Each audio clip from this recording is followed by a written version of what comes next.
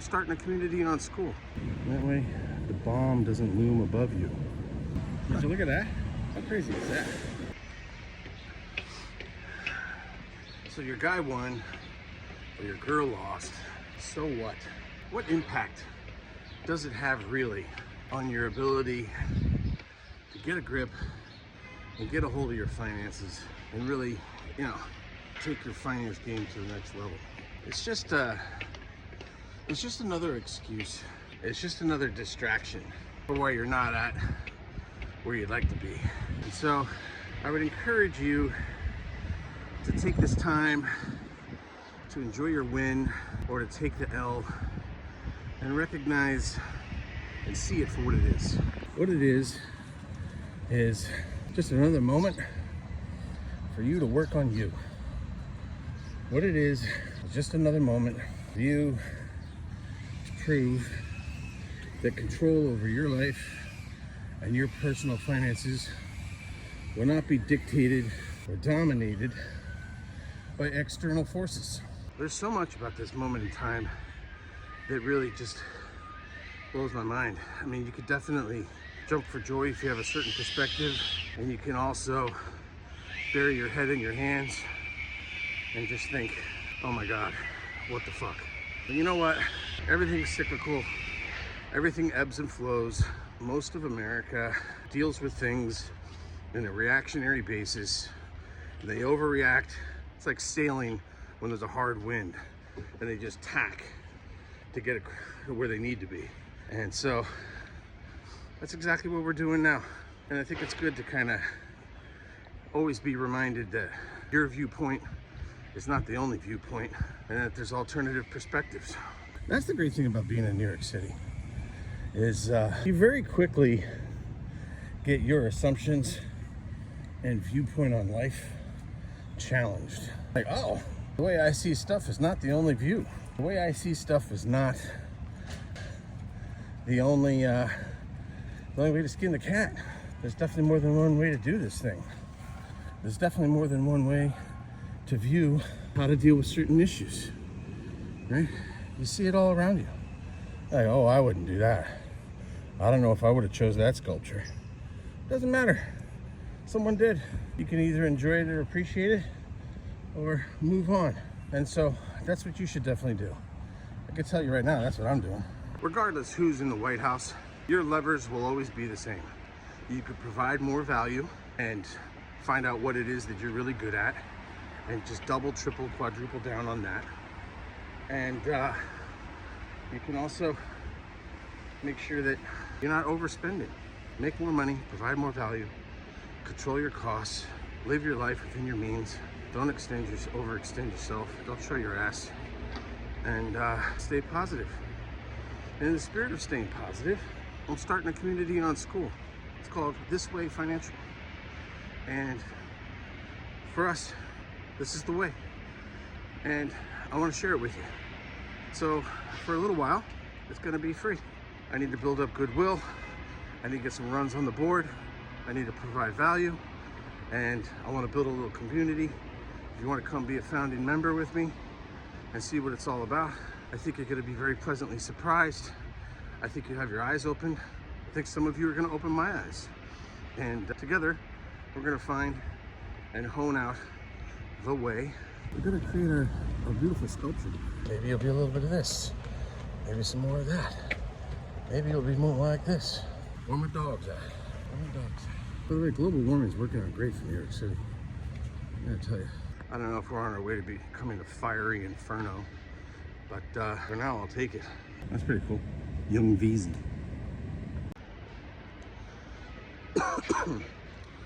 We're gonna go over a lot of different things in our community here in This Way. We're gonna look at different financial paradigms between living expenses, discretionary, saving and investing. You know, you hear about 50, 30, 20, 60, 20, 20, whatever, pick your three numbers, is what it is. We're gonna look at FIRE, financial independence, retire early. Look at that. We'll look at Fat FIRE, and we'll see if that's right up your alley or not. I think the idea of FIRE is really cool. It's get you some financial independence or retire early. We won't be making any recommendations necessarily on what to invest in. We won't be making any recommendations with regards to crypto. We won't be making any recommendations, but because we're not financial planners, we're not advisors, but we do know how to help you get as much money as possible from your current financial structure, what you're making and what you're spending, and help you optimize that based upon whatever your goal is. So I want you to think about that. Where are you at, and can you be doing better? And I think there's just the right mix of automation and manual entry that needs to happen. And it's kind of funny, you know, being in the restaurant business, I would talk to chefs and restaurateurs all the time, and there's software out there that can read your invoices and transcribe that data and put it into your accounting system and really make life a lot easier for chefs and for operators. And a lot of them push back on that because they're like, I could feel my chef, I could feel my general manager, me as the owner, I could feel myself becoming disassociated with the numbers, and we need to have a level of accountability. But I do think that there's a point in which you get caught up in busy work. And so it's like, what's just the right mix of eradicating the busy work, but also having it so that your head and your hand have to be associated with the numbers. And I think that's really a great takeaway. So that's what we're gonna be doing. We're gonna have just the right mix of automation and manual entry. So you have accountability for the numbers, you know your numbers, because you're the one who's gonna have to modulate your behavior in order to get the outcome that you want.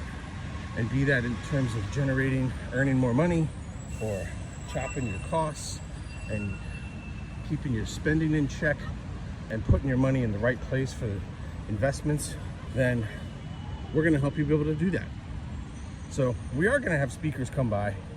We are gonna have really highly qualified, inspirational financial advisors who can help you get where you need to be.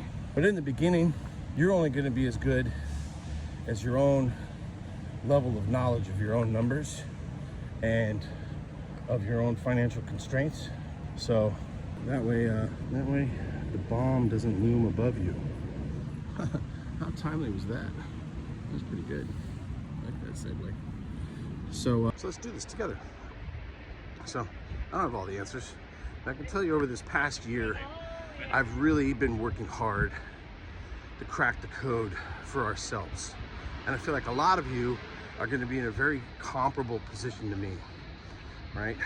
Where you're in the prime of your existence, and you're finally starting to make what you should be making.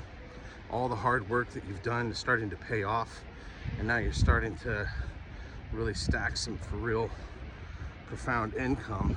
But old habits are still there, old viewpoints, tired paradigm about what your life is like and what you need and don't need, and you need to have that kind of challenged, get your bell rung a little bit, and then push yourself to get better results. So in the course of this past year, we have found money that ordinarily we weren't able to find. We've been able to pay off debt at a clip that has really been surprising to both Natalie and myself. Like, we've really just been like, holy cow, cannot believe it. She said to me, I don't know what's a better endorsement than this. She's like, I feel more at ease and more in love with you than ever before. And it's because we've eliminated the toxic quandary that is our household's personal finance. And I want that for you. So let's do this together. Hope to see you in the community. Check me out, school.com this way. So taking a walk on the High Line, and before they had a big old sculpture of a pink tree here. Now they got a big ass pigeon. Would you look at that? How crazy is that? My son and I were cracking jokes that we should be over here on the bridge and just dump a whole bunch of white paint with oatmeal in it and pretend that that pigeon's taking dumps on cars going by, because that's how mature I am. Coming up the avenue here, 10th Avenue, I doing your thing, and then rocking up on the pigeon. Scale, look at this guy walking by. He's probably about 5'9", 5'10", Might be a Bucko 5 soaking wet. That leather jacket on. Pretty cool, right? NYCA. The Pigeon Never Breathe Right strip on? Pretty cool. Empire State Building. Life goes on, man. Life goes on. Your girl didn't win. Your guy won. Who cares?